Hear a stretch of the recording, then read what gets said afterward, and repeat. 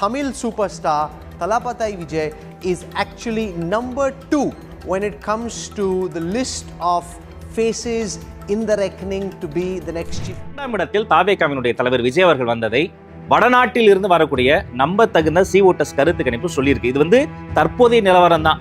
இன்னும் பரப்புரை பயணத்தை தலைவர் தொடங்கல. அது தொடங்கின பிறகு இந்த பினாமினல் சினாரியோ இன்னும் மாறும். ஃபர்ஸ்ட் பிளேஸ்க்கு செகண்ட் பிளேஸ்க்கும் பெரிய வித்தியாசம் கிடையாது. ஃபர்ஸ்ட் பிளேஸ் 45-46% கிடையாது.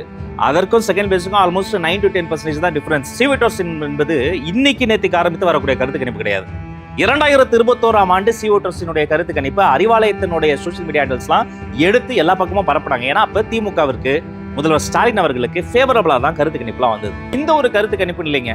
நம்ம துக்ளக் இருக்கு பாருங்க, அவங்களுக்கும் நமக்கு ஏழாம் பொருத்தம். அவங்க கொள்கை வேற, நம்ம கொள்கை வேற.